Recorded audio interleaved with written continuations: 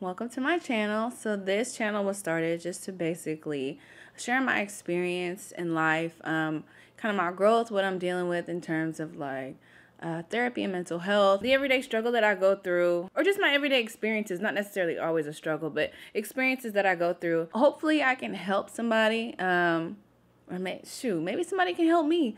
But I know in life people go through things not for themselves, but to help other people. So I feel like the experiences that I've gone through may be helpful for somebody, because I'm out here, I don't have it all together, and some people may look at me and think that I do, but I am definitely struggling. There's people that walk through life. There's people that roller skate through life. I'm definitely one that walks. And I'm in the process of like outgrowing my shoes. Shoes are talking, like all kinds of crazy stuff. I work 2 jobs. I'm a full-time graduate student, and I am about 13 weeks away? Yeah, 13 weeks away from finishing my master's program. I finished March 12th, which is so exciting because that's right around the corner, and it is also my mother's birthday, which is kind of a weird day to fall on, but hey, we're just gonna rock with it. So getting into today's story, I've been told by friends and family that like my life is interesting, my life is cool, I'm funny. I don't think I'm funny, but I will be sharing with you today 2 different experiences I dealt with dating in the Pacific Northwest, which needs to decompress. After experiencing these things, I kind of was just like, I'm done with the dating scene. But you know what? Here we go. So story number 1, or experience number 1. I met this guy on Tinder, and he seemed pretty cool. Like, he works for a tech company out here, and his profile said that he was interested in finding friends to just hang out with, go to eat with, go to a movie or whatever, just chill. And I was like, you know what? I can do this because you don't have any real kind of expectation. Like, I don't even want to call them expectations, but he just put it all out there already that he just wanted to hang out. And I'm pretty much right there too. Like, I just want to hang out, find people to kick it with. When I first moved up here, I found community pretty fast. So I have lots of friends, but as far as like love interests, there were none. So that's why I kind of turned to, because I see my friends all the time. People outside of them, I don't really see much except for my classmates. So it's like I'm trying to find like that male companionship, I guess.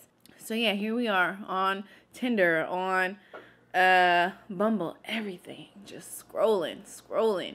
And I see a lot of people in the area that look like creatures, and I'm just like, oh God. But I found one that looked okay, and was just interested in hanging out. So I was like, all right, I'm gonna give it a shot.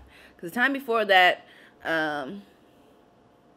the dude was talking about, oh, your lips look so soft, I want to kiss them, blah, blah, blah. And I just was not here for it. Like, no, we're not going down that road. So somebody that doesn't have any like physical sexual expectations, I was like, bam, let's do it. We hung out, we met up at Starbucks, and he kind of shadowed me the first day that we met, because I had errands to run that were kind of impromptu. So he rocked with it, and I was like, cool. Hung out. Started to hang out a lot and just like eat and watch TV. And then one day his friend from out of town came, and we went to the Space Needle. So went to the Space Needle and heard some things that kind of, well, not some things, one thing. Heard one thing that kind of raised my attention. Did I hear that? We were in line to get to the elevator to the Space Needle, and his friend mentioned, like, don't you want to take a picture for your kids? 'Cause we had taken a picture together, me and the guy. And I was like, kids?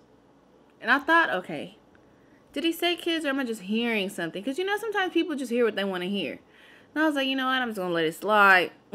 Gonna figure it out later. We're ready to see the Space Needle, nothing. No biggie. But I was like kind of interested to know, because I'm like, if we're just friends, we're just hanging out, why would he not say anything about having children? So later on that same night, I met his brother and his cousin, and then did my little research, found out that he had a wife, or a girl, and 3 kids. And so I asked him about it, and he was like, oh, I didn't want you to stop talking to me, so I just didn't say anything. I was gonna tell you at some point, but I didn't want to say anything. And I was just like, it's interesting because if you're just looking for a friendship, it's not a big deal to tell me that you're married or you have a girl and that you have 3 kids. Like, his family is back home in Georgia, so apparently the plan was for him to come out here and establish himself and then move them out. I don't know. He was telling me his girl gave him a pass being out here, and when he mentioned that, I just was like, no sir, not me. No pass, no pass.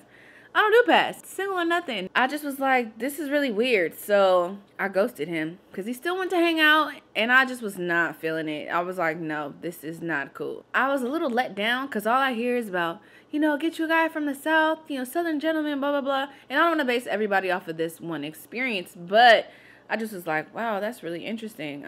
It just was really weird. So I took a break after that, and I just was like, you know, I'm cool after little dating apps. Because that really just left a bad taste in my mouth. I was like, didn't want to generalize, but I'm like, for him to be a transplant, like, I don't know, maybe I felt like him being a transplant was his opportunity to kind of see what was out there. That's neither here or there. That's done with. So took a little break, and then started to get a little cold around here, and I was like, it'll be nice to have somebody to cuddle up with, you know, hang out with. It might snow, you know. Basically, it's cuddle season, you know. It's getting cold.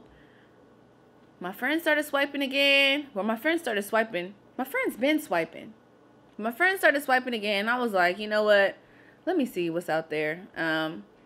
Nothing changed. Still the same creatures out there. I did come across somebody that kind of looked like, okay, this could be potentially a friendship, you know. We meet up at a bar, and we talk for, you know, like 3 hours, and it didn't even seem like it. We really had enjoyed each other's company. He went to hang out again. I explained to him, like, hey, he caught me on a holiday, so that's why we were able to hang out. But I was like, hey, you know, I'm working 2 jobs. I'm in a master's program, taking 2 classes. That's full time. I really don't have a lot of time. We can talk in between time, you know. Just be cool. Just kick it, grab a drink or whatever. Go get some food or whatever. It's cool. For whatever reason, he really wanted to hang out on a Sunday evening. Now, the title of this episode is attributed to this person. And shout out to my friend Sierra, affectionately known as Sit the Plug. When I told her this story, I told my group of friends the story, and her response really just took me out. We'll get into that later. So anyway, he wants to hang out on Sundays. And I'm like, all right, it's not going to work for me. Sunday evening especially, it's not going to work for me because Monday I have work, then I have class from 6 to 10. Like, Mondays are my long days. I'm not jeopardizing a little bit of sleep that I do get for somebody that I just met. Like, nah, you could wait. But there were a couple things that he said to me that I was just like, didn't really sit right with my soul. Being a communications person, I'm just like, I know how things work. I know what the different age groups where people are at with their social media use, and this just doesn't seem like it. So he told me he was 33. He told me his birthday. He told me he played basketball overseas. He told me he doesn't have social media and that he has a business, like a nonprofit, I guess. And I found that on LinkedIn, but didn't see anything else about it. He told me his name was like Native American and it was special spelling. Like, I Googled him and, you know, I found stuff about basketball, whatever. After the communication with him started to get a little weird, I ended up doing like a background check. Just gonna throw it out there because something in my spirit was like, you need to check this out. You need to see who this is that you're talking to.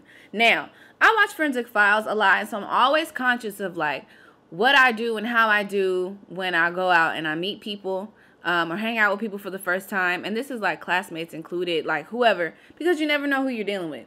You really don't know. So you always got to be like on pins and needles. You always got to keep your head on a little swivel so that you know what's going on. So when his communication started to get a little weird, I was like, all right, let me check out his background a little bit.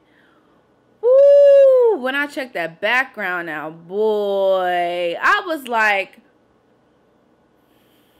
I had to just take a moment. Like, I laughed at the situation, and I'm going to tell you why. But first, I'm going to get into what I found.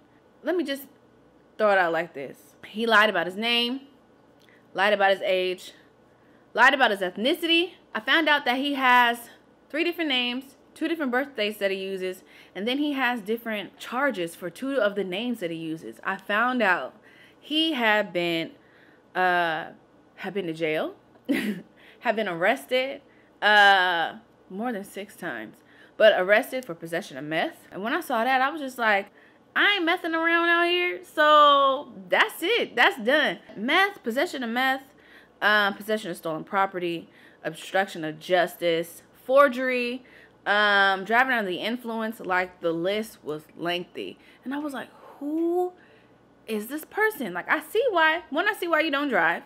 Two, like, I didn't know what there was to lie for. Like, he said he was 33, but he's really 31. I realized he had played basketball for a short amount of time. And then after that, it just was in and out the jail, criminal charges. And I was just like, oh my gosh, why does this goofy stuff always happen to me? Like, where?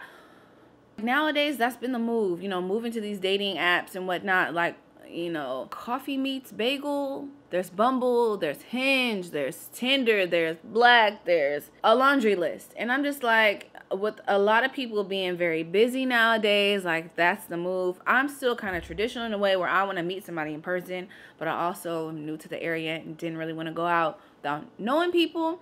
So I've been working on turning over a new leaf and trying to do things I've never done to get things I've never had. So it was weird. I took a break, then I came back, and I was just like, you know, I'm gonna give it another chance. And now I'm like, no, I'm done. I'm done. Delete them all. It's not fair. I don't know why. I talked to some of my friends about it that have met people on these apps, and they've been cool. They turn out into cool friendships or even relationships. Like, one of my old supervisors, her husband is somebody that she met on Tinder. So I'm like, why do I get these differently abled people? I don't want to call them crazy. They're different. That's what I'm just going to leave it at. Why do I stumble upon these people? And it makes me kind of reflect on myself. Like, is it something that I'm saying that I'm putting out there? Or like, what kind of energy? I don't know. But I just know I'm done. No more for me. Not at all. But, oh boy, with the lengthy record. It's like I blocked him too. I blocked him after I found all that stuff out. And then I open my computer and I see messages from him like, hey, how you been, lady? Like, when can I see you again? Never. Yeah, I'm done. I have been single for 5 years, and so I was like, you know, it's time to get out there. I feel like a lot of people feel like this. If you are easy on the eyes and you're single, they might think like you're crazy. And a lot of people have said that about me. Like, you got all this stuff going on and you're pretty. Like, why are you single? You must be crazy or something. I'm not crazy. I'm just not settling. I'm choosy. Like, you got to have your stuff together.